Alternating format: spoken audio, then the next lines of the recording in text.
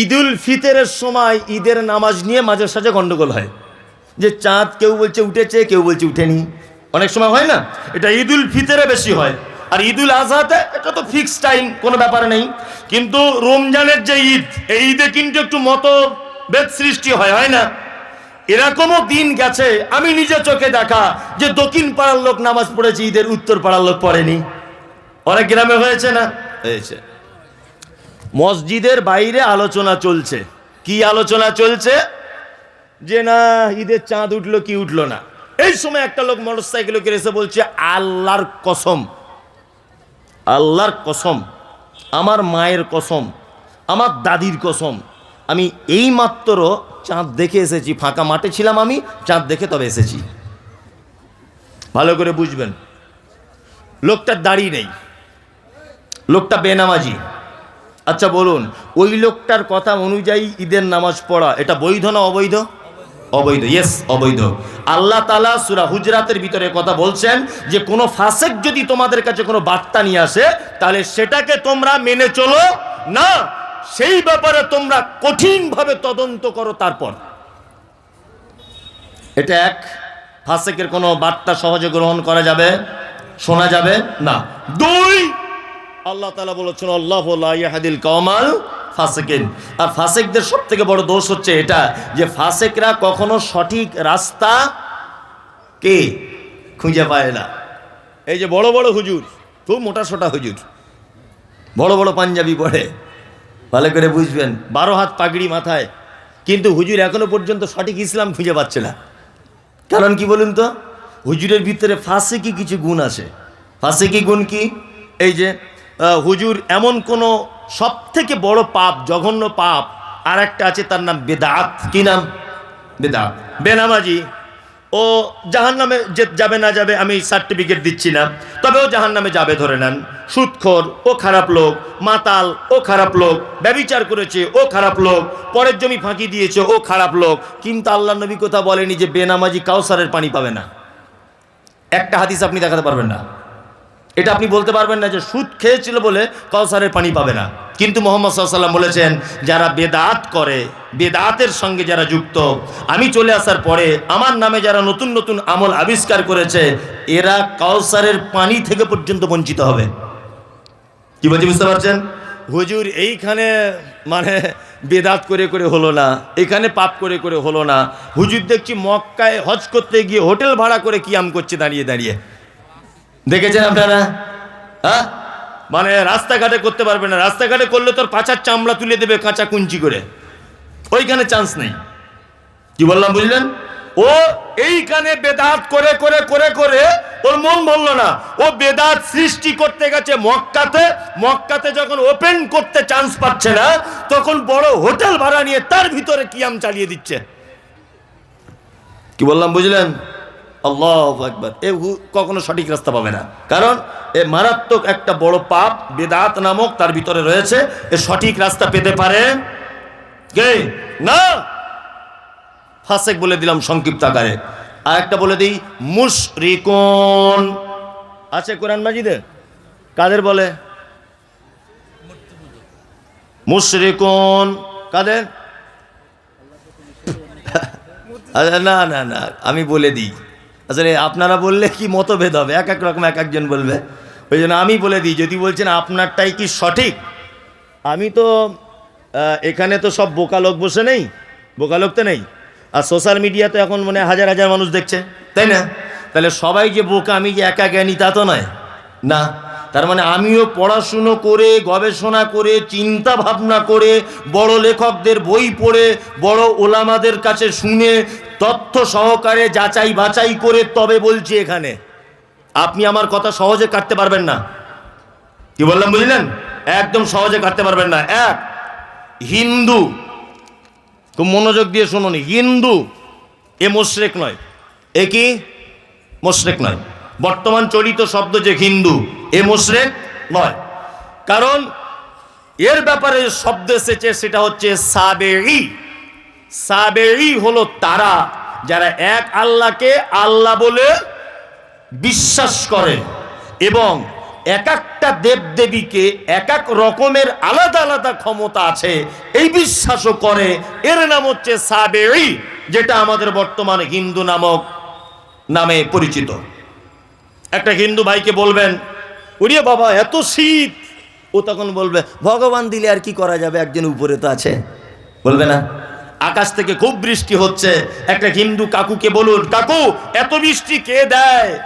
বলছে উপরওয়ালা, বলে না? তার মানে ওর এটা বিশ্বাস যে উপরে একজন স্রষ্টা আছে। তারপরেও দেখবেন যারা স্কুলের স্টুডেন্ট তারা দেখবেন সরস্বতী মায়ের পূজা করে না? স্কুলে সরস্বতী পূজা হয় না? তার মানে অভিভাবকদের একটা দাবি এটা হচ্ছে এই যে বিদ্যার ডিপার্টমেন্টটা ওই সরস্বতীর হাতে আছে। মানে আমার ছেলে ফার্স্ট হবে না সেকেন্ড হবে, আমার ছেলে মাইকেল মধুসূদন হবে না গোপাল ভাঁড় হবে, এই ডিপার্টমেন্টটা ওর হাতে আছে। আর যারা দেখবেন লোহা লক্করের ব্যবসা করে তারা কি পূজা করে? বিশ্বকর্মা। তার মানে ওরা জানে যে এই লোহার ব্যাপারটা ডিপার্টমেন্টটা এটা বিশ্বকর্মার হাতে আছে। ভালো করে বুঝবেন। হিন্দু লোক পুকুরে স্নান করতে গেল, স্নান করতে গিয়ে দেখবেন এইরকম করে না? আমি কিন্তু কোনো ধর্মকে ছোট করছি না, জাস্ট বোঝানোর জন্য বলছি।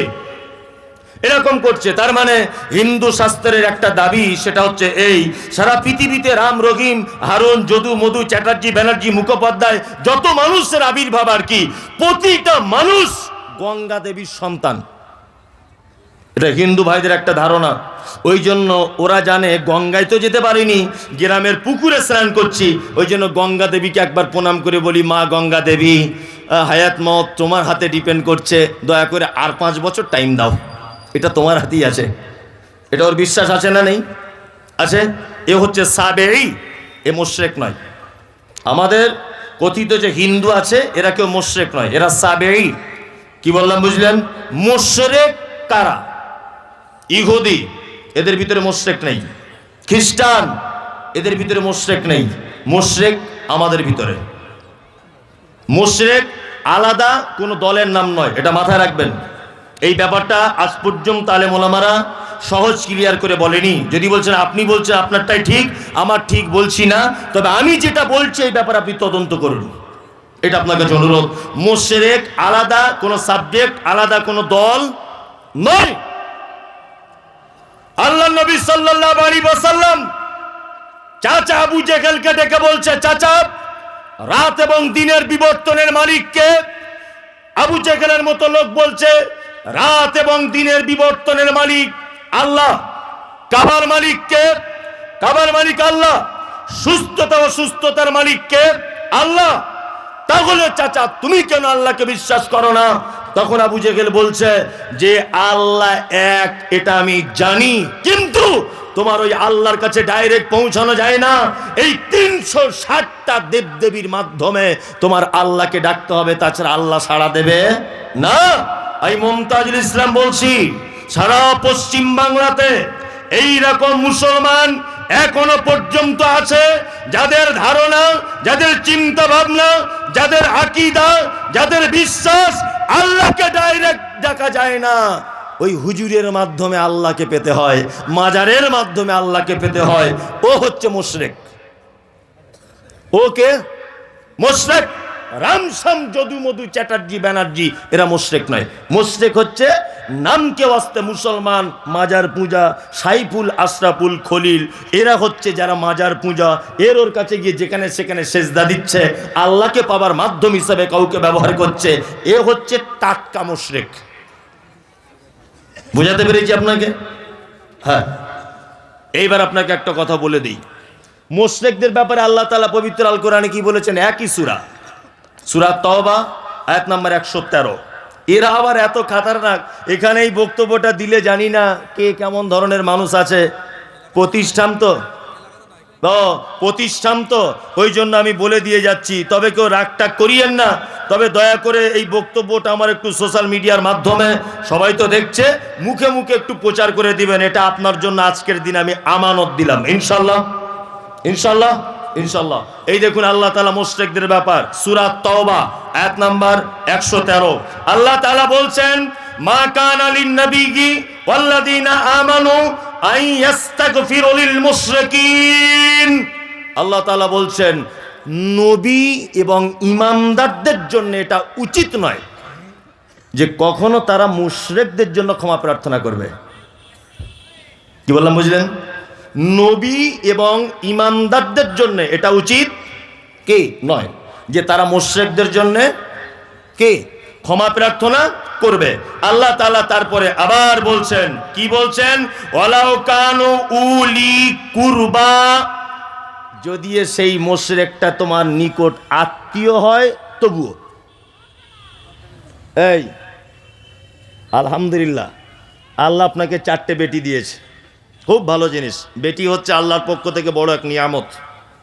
ইমাম শাফি বলেছেন, ইমাম শাফি রাহিমাহুল্লাহ, যে টোটাল সন্তানটাই হচ্ছে আল্লাহর নিয়ামত। তার ভিতরে বেটা হচ্ছে নিয়ামত আর মেয়ে হচ্ছে পূর্ণ অর্থাৎ কল্যাণ। মেয়ে পূর্ণ অর্থাৎ কল্যাণ। আচ্ছা, আল্লাহ সুবহানাহু ওয়া তাআলা নিয়ামতের হিসাব নেন, হিসাব নেন না? এই যে চোখ, এটা আল্লাহর নিয়ামত নয়? এই চোখের হিসাব আপনার কাছে চাইবে কি চাইবে না? চাইবে। এই যে জবান, আমি কথা বলছি, এটা আমার নিয়ামত, তাই না? এটা সম্পর্কে আমি জিজ্ঞাসিত হব কি হব না? হব। কিন্তু কল্যাণ, কল্যাণের ব্যাপারে কোনো মানুষ জিজ্ঞাসিত হবে না। কল্যাণ মানে নেকি, কল্যাণ মানে নেকি। আপনি এখন দান করছেন, তার মানে নেকি। তার মানে বেটা হচ্ছে নিয়ামত, বেটার ব্যাপারে হিসাব দেওয়া লাগবে। আর বেটি, বেটি হচ্ছে কল্যাণ, বেটি হচ্ছে আপনার নেকি বহন করে বাড়িতে আনে। মুহাম্মদ সাল্লাল্লাহু আলাইহি ওয়াসাল্লাম বলতে বলতে বলতে বলতে এক পর্যায়ে এমন বলেছেন যে আমি আর কন্যার পিতা জান্নাতে এইভাবে থাকব। এটা বলার পরে দুটো আঙুল, তর্জনী আর মধ্যমা, দুটো আঙুল এক জায়গায় জমা করে দিয়ে বলছেন, শোনো, আমি আর কন্যার পিতা জান্নাতে এইভাবে থাকব, আমি আর এতিমের দেখাশুনোকারী জান্নাতে এইভাবে থাকবো। বলার পরে আঙুল দুটো ফাঁক করে দিলেন। ওই জন্য আমি অনেক বক্তব্যতে বলেছি, আপনি যখন বাড়ি থেকে বার হবেন, আপনার বেটির কপালে একটা চুমু দিয়ে বার হন। বাড়ি থেকে যখন আসবেন, কোথাও থেকে রসগোল্লা, মিষ্টি, আঙুর, বেদানা যা আনবেন এনে আপনার মেয়ের হাতে দেন। বাজারের সব থেকে সেরা জিনিসটা আপনি আপনার বেটিকে কিনে খাওয়ান। বাজারের সব থেকে ভালো পোশাকটা, মানে যেটা রুচিসম্মত, এইরকম পোশাক আপনি আপনার বেটিকে পরান। কারণ আপনি কত বড় ভাগ্যবান পুরুষ মানুষ যে আল্লাহর নবী বলেছেন আমি আর বেটির বাপ জান্নাতে এইভাবে থাকবো, দুটো আঙুল জমা করে দিলেন, মানে একদম গায়ে গা ঠেকিয়ে। মানে আপনার বেটি আপনাকে কোথায় পৌঁছাবে বুঝতে পারছেন? ভেবেছেন কোনোদিন যে আমি আমার এই বেটিটার জন্য আল্লাহর নবীর সাথে জান্নাতে থাকবো?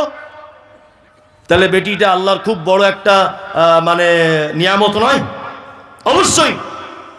আল্লাহ তাআলা ভাষা বলছেন এখানে কি, উলি কুরবা, যদি মুশরিক যদি তোমার নিকট আত্মীয় যদি হয় তবুও তুমি ক্ষমা প্রার্থনা করবে না। এবার আপনাকে বলে দিই, যাদের বাড়িতে, যদি বলেন বেটির কথা এলো কেন, যাদের বাড়িতে 3টে 4টে বেটি আছে, ঠিক আল্লাহর ফয়সালা বিয়ে শাদী হয়ে যাবে। এইরকম মাজার পূজারি পীর ফকিরদের দলে বেটি যেন বিয়ে দিতে যাবেন না। কি বললাম বুঝলেন? কারণ যারা মাজার পূজা করে, মাজারের সেজদা দেয়, পীর ফকির নিয়ে ব্যস্ত থাকে, এরা মুশরিক। এরা কি মুশরিক, তাই না? যদি তওবা করে ফেরত আসে তাহলে বাঁচার রাস্তা আছে, তাছাড়া বাঁচার রাস্তা নেই। আল্লাহ তাআলার ভাষা হচ্ছে ওয়াউলি কুরবা, সেই মুশরিক যদি তোমার নিকট আত্মীয় হয় তবুও তুমি তার জন্য ক্ষমা প্রার্থনা করতে পারবে না। তাহলে আপনার মেয়ে যদি একটা মাজার পূজারীদের ঘরে যদি আপনি দিয়ে দেন, তাহলে এমন একটা দিন অদূর ভবিষ্যতে আসবে যে আল্লাহর ওয়ার্ডার মুশরিকদের জন্য দোয়া করা যাবে না। আমি তো একটা কথা বলি সব সময়তে, যে আমরা পীরের দরবারে দোয়া চাইতে যাই। আমি মমতাজুল ইসলাম বলছি, পীরের জন্যই দোয়া করা হারাম। কি বললাম বুঝলেন না? ও পীর যদি বলে থাকে যে আমি মরে গেলে মাজারটা এই জায়গাটায় করে যাও, আর আমার ভক্তরা এসে চাদর চড়িও, ও পীরই তো নিজে মুশরিক, ওর জন্যই তো দোয়া করা হারাম। তা মানুষ আবার ওর কাছে দোয়া চাইবে কেমন করে? কি বললাম বুঝলেন না? দুটো জিনিসের সতর্ক বার্তা দিয়ে যাচ্ছি, এগুলো আমি একটাও ফতোয়া দিচ্ছি না, ফতোয়া দেওয়ার মতো যোগ্যতা আমার নেই।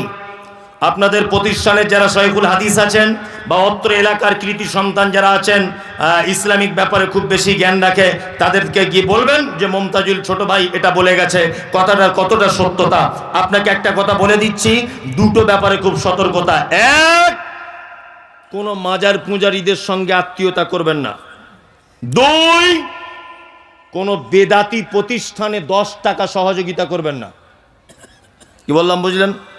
কোনো বেদাতি প্রতিষ্ঠানে 10 টাকা দিয়ে সহযোগিতা করবেন না। কারণ সাদকায়ে জারিয়া বুঝেন, অবশ্যই বুঝেন। সাদকায়ে জারিয়া মানে মাদ্রাসাতে বিল্ডিংয়ের কাজ হবে, 2 বস্তা সিমেন্ট দিয়ে দিলেন, এটা সাদকায়ে জারিয়া, তাই না?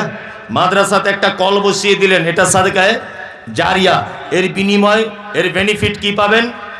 নেকি। কি পাবেন? নেকি। ঠিক তেমন তার বিপরীত সাদকায়ে জারিয়ার মতো একটা পাপ আছে। গ্রামে কোথাও ক্লাব হচ্ছিল, আপনার কাছে চাঁদা চেয়েছে, ক্লাবের জন্য আপনি 200 টাকা চাঁদা দিলেন। ক্লাবটা যতদিন থাকবে, ওখানে নায়ক নায়িকাদের ড্যান্স হবে, বাচ্চারা ক্যারাম বোর্ড খেলবে, ক্লাব যতদিন থাকবে, কিয়ামত পর্যন্ত যদি থাকে, কিয়ামত পর্যন্ত আপনার আমলনামাতে গুনাহ হতেই থাকবে, হতেই থাকবে। নাম্বার 2, কোন বেদাতি মাদ্রাসায় যদি আপনি টাকা দেন, যে মাদ্রাসার ছাত্র পড়ে এসেই বলবে নবী নূরের তৈরি, যে মাদ্রাসার ছাত্র পড়ে এসেই বলবে 40 করা জায়েজ, যে মাদ্রাসার ছাত্র পড়ে এসেই বলবে মৃত্যু, মানুষ মারা গেলে মারা যাবার সময় সূরা ইয়াসিন পড়ো বসে বসে, যে মাদ্রাসার ছেলে মাদ্রাসা থেকে পড়ে এসেই বলবে আল্লাহ সমস্ত জায়গাতে বিরাজমান, যে মাদ্রাসার ছেলে মাদ্রাসায় পড়ে এসে বলবে কিয়াম করা জায়েজ, কোনো অসুবিধা নাই, এই রকম মাদ্রাসায় যদি আপনি 10 পয়সা দিয়ে যদি সহযোগিতা করেন, এই রকম মাদ্রাসা, এরকম প্রতিষ্ঠানে সহযোগিতা করা আপনি যদি করেন, হাদিসে প্রকাশ্য নিষেধ। বেদাতি তো খারাপ, খারাপ বেদাতিকে সহযোগিতা করাও অন্যায়। কি বললাম বুঝলেন? টাকা আপনার কোটি কোটি টাকা থাক, এতে আমার কোনো আপত্তি নেই, আপনি দান করুন, তবে বুঝে শুনে করুন। টাকা আছে বলে যে কোনো মাদ্রাসায় আপনাকে ইনভাইট করলো অতিথি হিসাবে, বেদাতি মাদ্রাসা, আপনি গিয়ে 50,000 দিয়ে দিলেন, কিয়ামত পর্যন্ত যদি মাদ্রাসা থেকে বেদাত যদি তৈরি হয়, তাহলে কিয়ামত পর্যন্ত যদি মাদ্রাসা থাকে, ও বেদাত সারা জীবন যা করবে আপনার আমলনামাতে গোনা উঠবে। কারণ ও আপনার টাকা খেয়ে তবে বেদাত শিখেছে মাদ্রাসায়। কি বলছি বুঝতে পারছেন? খুব সাবধানে থাকবেন এই ব্যাপারগুলো। চলুন আর 2টা একটা শব্দ বলে দিব নাকি? আর বলবো না, 11টা 12টা পর্যন্ত তো হবে।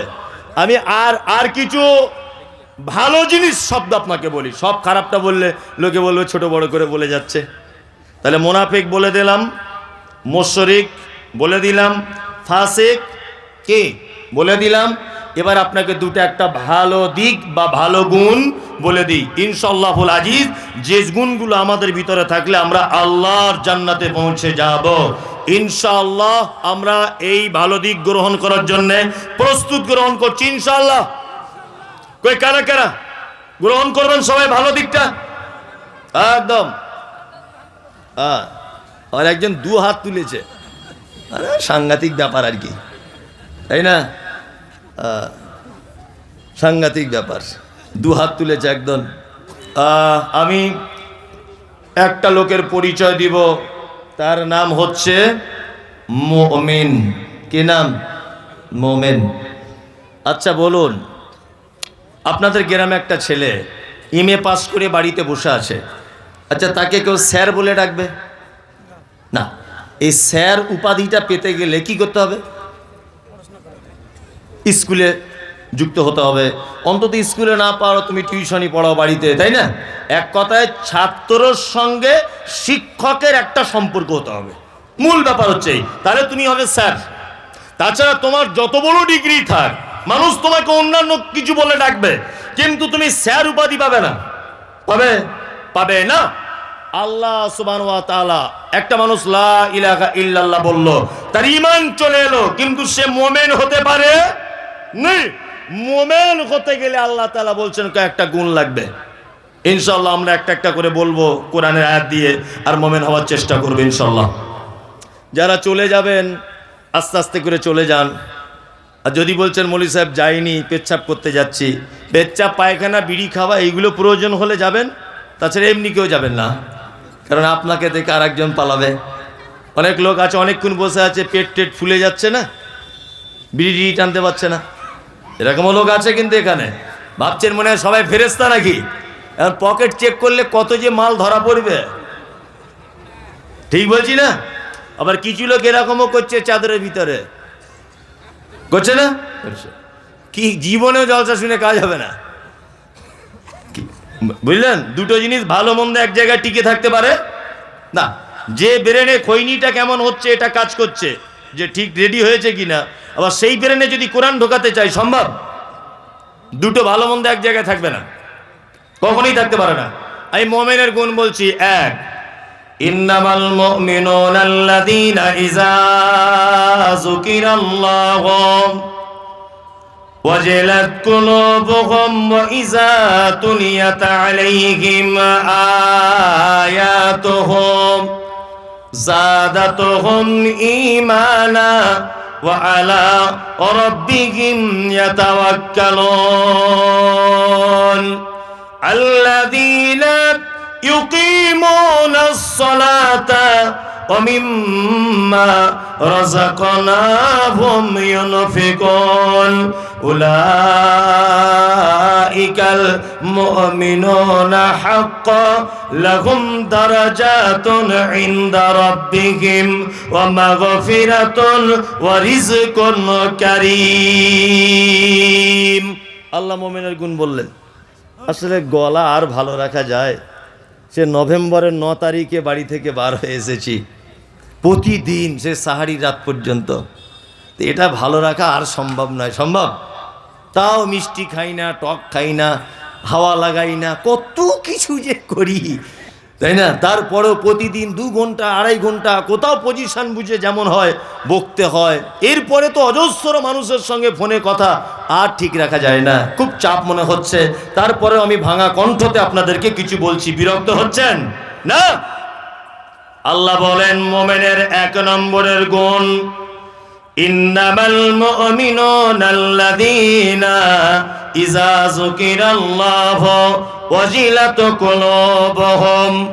মুমিন হলো তারা যারা রাতের অন্ধকারে পাপ করে, দিনের আলোতে পাপ করে, জনসমক্ষে পাপ করে, একা একা পাপ করে। পাপে যখন সে লিপ্ত হয়ে যায়, তারপরে পরই আল্লাহর কথা স্মরণ হয়ে যায়, জাহান্নামের কথা স্মরণ হয়। আর ওই লোকটা যদি প্রকৃত পক্ষে মুমিন হয়, আল্লাহ বলে পাপ কাজ করার পরে যখন জাহান্নামের কথা মনে পড়ে যাবে, আমার ভয় চলে আসবে, তখন সে ভয়ে থরথর করে কাঁপবে। এটা হচ্ছে মুমিনের 1 নম্বরের গুণ। 1 নম্বরের গুণ। পাপ করবে, পাপ করার পরে আল্লাহর ভয় চলে আসবে মনে, আল্লাহর কথা স্মরণ হবে যে পৃথিবীর কেউ দেখতে না পাক, আমাকে আল্লাহ দেখেছে। এই কথাগুলো মনে আসার পরে ও সাথে সাথে ভয়ে থর করে কাঁপবে। এটা হচ্ছে মুমিনের 1 নম্বরের গুণ। একটা হাদিসের কথা মনে পড়ে গেল, খুব চমৎকার হাদিস, আপনাদেরকে বলি, দেখুন আপনার ঈমান বেড়ে যাবে। একজন মহিলা, খুব প্রসিদ্ধ হাদিস এটা, একজন মহিলা আল্লাহ নবীর কাছে এসে বলছেন, ফাতাকিরিনি ইয়া রাসূলুল্লাহ, হে আল্লাহ রাসূল, আপনি দয়া করে আমাকে একটু পবিত্র করে দেন, পবিত্র করুন। আল্লাহ নবী সাল্লাল্লাহু আলাইহি ওয়াসাল্লাম মুখটাকে ফিরিয়ে নিলেন। মহিলাটি আবার আল্লাহ রাসূলের সামনে গিয়ে বলছেন, আল্লাহ রাসূল, আপনি আমাকে পবিত্র করুন। আল্লাহ রাসূল বলছেন, মহিলা তুমি কি করেছো যে তোমাকে পবিত্র করব? মহিলা তখন বলছেন, আল্লাহ রাসূল, আল্লাহর প্রতি কতটা ভয় দেখুন। মহিলা বলছেন, আল্লাহ রাসূল, মানুষ যেটা বৈধভাবে করে আমি সেটা অবৈধভাবে করেছি, অর্থাৎ আমি ব্যভিচার করেছি। এই দেখুন আমার পেটে বাচ্চা চলে এসেছে। আল্লাহ নবী সাল্লাল্লাহু আলাইহি ওয়াসাল্লাম বলছেন, মহিলা তুমি কি জানো যে ব্যভিচার করলে বিবাহের পরে তাকে কি করা হয়? বলছে, আল্লাহ রাসূল জানি। তাকে কোমর পর্যন্ত পুঁতে ফাঁকা ময়দানে ইট পাথর মেরে মেরে তাকে শেষ করে দিতে হয়, আর অবিবাহিত হলে তাকে বেত্তরাঘাত করতে হয়। মহিলা তুমি কি জানো এই মুহূর্তে তোমার কি করা উচিত? মহিলা বলছেন, আল্লাহ রাসূল সব জানি, আপনার কাছে শুনেছি, আপনার সাহাবীদের কাছে শুনেছি। আমার সব থেকে বড় কথা, ব্যভিচার করেছি, পেটে বাচ্চা এসেছে, কিন্তু আল্লাহ রাসূল আমার আল্লাহর প্রতি খুব ভয় চলে এসেছে, আমি জাহান্নামের কথা ভাবছি, খুব ভয় চলে এসেছে। আল্লাহ রাসূল আপনি আমাকে কোমর পর্যন্ত পুঁতে পাথর মেরে মেরে হত্যা করে দেন, নির্দ্বিধায় করুন, আমি কোনো আপত্তি করব না। আল্লাহ নবী সাল্লাল্লাহু আলাইহি ওয়াসাল্লাম বলছেন, মহিলা তুমি পাপ করেছ, তোমার গর্ভে থাকা বাচ্চা তো কোনো পাপ করেনি, তুমি বাড়ি চলে যাও, বাড়ি গিয়ে তুমি তোমার বাচ্চা জন্ম দাও, পর্যাপ্ত পরিমাণে যতদিন পর্যন্ত দুধ পান করানোর প্রয়োজন ততদিন দুধ পান করাও। তোমার বাচ্চা যখন রুটি টুটি খেতে শিখবে তখন তুমি আবার আমার কাছে আসবে। কিছুদিন পর মহিলা তার বাচ্চার হাতে একটা রুটি নিয়ে আল্লাহ রসুলের দরবারে এসে বলছেন, আল্লাহ রসুল, আপনি আমাকে চিনতে পারছেন? আমি সেই নারী যাকে আপনি ফেরত পাঠিয়ে দিয়েছিলেন। বিশ্বনবী বললেন যে তোমার বাচ্চা কি রুটি খেতে শিখেছে? বলছে আল্লাহ রসুল, হ্যাঁ খেতে শিখেছে রুটি, এই দেখুন। সাহাবীদেরকে আল্লাহ রসুল বললেন, বাচ্চাটাকে নাও। মহিলা বাচ্চা জমা দিলেন। সাহাবীদেরকে বলা হলো, ফাঁকা ময়দানে কোমর পর্যন্ত পাথর, মানে পাথরি জমিন খনন করো। গর্ত করা হলো।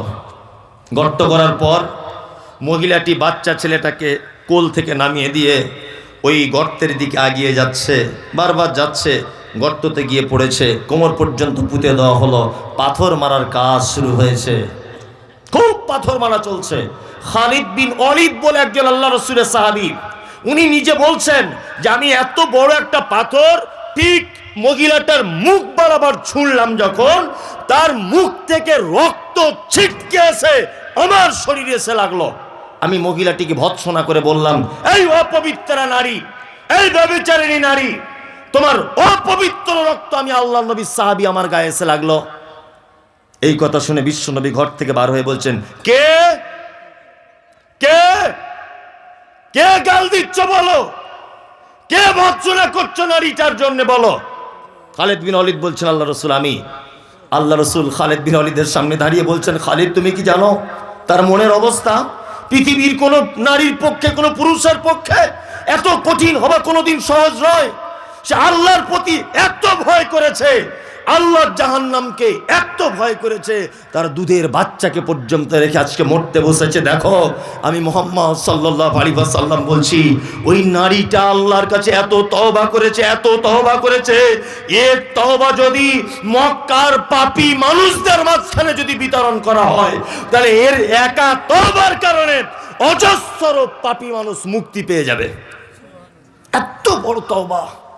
আল্লাহ তাআলা বলেছেন, মোমেন তো তারাই, কারা? যারা পাপ কাজ করে আবার আল্লাহর কথা স্মরণ হয়ে ভয়ে থর থর থর থর থর থর করে কাঁপে। এটা হচ্ছে মুমিনের 1 নম্বরের গুণ। দ্বিতীয় গুণ কি?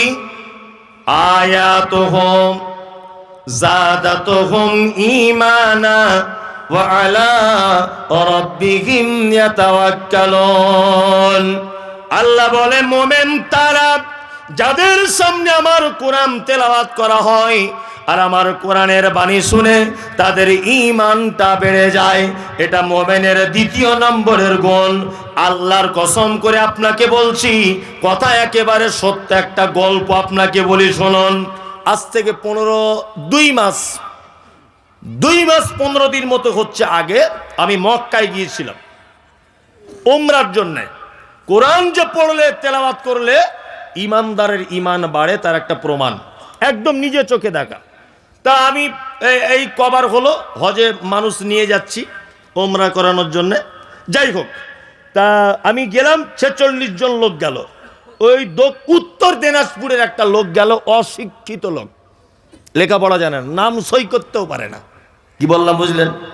তা মানে ভেতো বাঙালি, খোট্টা ভাষা যেমন গ্রাম অঞ্চলের বলে, এই ভাষা ছাড়া ও কিচ্ছু বুঝে না। ও আমি যখন কাবাতে তওয়াফ করি, ও আমার পিছনে এরকম জ্যাকেট ধরে রাখে, গেঞ্জি। বলছে আপনি ধরে রাখছেন কেন? বলছে আমি তাছাড়া হারিয়ে যাব। ঠিক আছে তাই করো, বয়স্ক মানুষ, আমার আব্বার থেকেও বয়স বেশি হবে।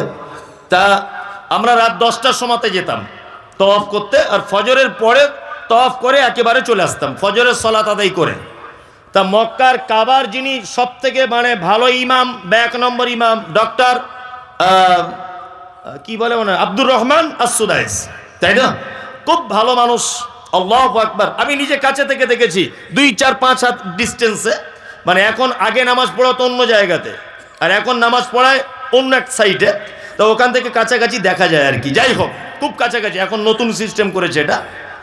তা উনি তেলাওয়াত যখন করেন, আল্লাহু আকবার, আব্দুর রহমান আস-সুদাইসের তেলাওয়াত শুনে যত নিষ্ঠুর হৃদয়ের মানুষ হোক না কেন, তার চোখ দিয়ে পানি চলে আসে। আর উনি এমন করে তেলাওয়াত করেন, ফজরে আর এশাতে উনি নামাজ পড়ান। আল্লাহু আকবার। 5 লক্ষ টাকা খরচা করে আপনি যে হজ করতে যাবেন, ওর একবার তেলাওয়াত শুনলে আপনার টাকা শোধ। এমন কোনো ওয়াক্ত নেই যে উনি তেলাওয়াত করতে কাঁদেন না। জাহান্নামের আয়াত বলে একদম মেয়েদের মতো, মানে এত জোরে কাঁদবে মানুষ। আর আল্লাহু আকবার, যত নিষ্ঠুর মানুষ হোক, পয়সা তো জীবনে অনেক জায়গায় খরচা করেছেন, দার্জিলিং গেছেন, গুজরাট, মুম্বাই ঘুরতে গেছেন, 1 লাখ টাকা খরচা করে একবার উমরাটা করে আসুন, হজ না করতে পারেন। যত নিষ্ঠুর হৃদয়ের মানুষ হোক, কাবা দেখছে হাউ হাউ করে কাঁদছে। আল্লাহু আকবার। কি Ethiopia, Tanzania, German, Japan, France, কি বললাম বুঝলেন, কালো লোক, লম্বা লোক, বেঠে, সবাই কাঁদছে। আমি নামাজে দাঁড়ালাম, দিনাজপুরের চাচা আমার দিকে ডান পাশে দাঁড়িয়ে আছে। ফজরের সময়তে আব্দুর রহমান আস-সুদাইস তিনি জাহান্নামের আয়াত তেলাওয়াত করছেন, সূরা ওয়াকিয়া তেলাওয়াত করতে করতে মেয়েদের মতো করে ডুকরিয়ে ডুকরিয়ে তিনি কাঁদছেন। 10 সেকেন্ড, 20 সেকেন্ড, কখনো কখনো 30 সেকেন্ড পর্যন্ত হবে, কোরআন তেলাওয়াত বন্ধ হয়ে যাচ্ছে, উনি কাঁদতে ব্যস্ত। সবাই কাঁদছে, আমিও কাঁদছি। আমি আলেম মানুষ, একটু আধটু আরবি বুঝি বলে আমার চোখ দিয়ে পানি চলে আসতে আমি ডুকরে ডুকরে কাঁদছি। আবার ডান দিকে বসে নামাজে দাঁড়িয়ে আছে চাচা, চাচাও যেন ডুকরে ডুকরে মেয়েদের মতো করে কাঁদছে। নামাজ শেষ হয়ে গেল, রুমে যখন আসছি চাচাকে ডেকে বলছি, চাচা সত্যি করে বলো, আমি না হয় আলেম মানুষ, কোরআনের একটু আধটু বুঝি বলে না হয় কাঁদতে পেরেছি, তুমি কেন কাঁদলে? চাচা বলছে, মমতাজুল তুমি আমার ছেলের বয়সের, তবে শোনো, আজকে 40 বছর যাবত আমি মসজিদে নামাজ পড়ি, কোনোদিন আমার হৃদয়ে গলেনি, কিন্তু সত্যি যে কোরআন মাজিদ শুনলে, কোরআন মাজিদ পড়লে অন্তর গলে যায়। আমি জীবনে কোরআন তেলাওয়াত করতে জানি না, আজকের তার প্রমাণ পেলাম। আমারও কোরআনের আয়াত মনে পড়ে গেল। আল্লাহ বলে, আয়াতুহু যাদাতুহুম ঈমানা, মুমিন হলো তারা, তাদের সামনে কোরআন তেলাওয়াত করলে তাদের অটোমেটিকলি ঈমান বেড়ে যাবে। ওয়া আলা রাব্বিহিম ইয়াতাওয়াক্কালুন, মুমিনের 3য় নম্বরের গুণ হলো খাইরিহি ওয়া শাররিহি মিনাল্লাহি তাআলা, ভালো মন্দ যা কিছু হবে, বিপদ হোক, মুসিবত হোক, লটারিতে টাকা পড়ুক আর অন্যায় কাজ করুন, যা কিছু হবে আপনি একটা কথা বলে দিবেন যে খাইরিহি ওয়া শাররিহি মিনাল্লাহি তাআলা, আমার ভালো মন্দ সব কিছু আল্লাহর পক্ষ থেকে। আমি ভরসা করি পৃথিবীর কোন মানুষের উপরে নয়, আমি আল্লাহর উপরে ভরসা করি।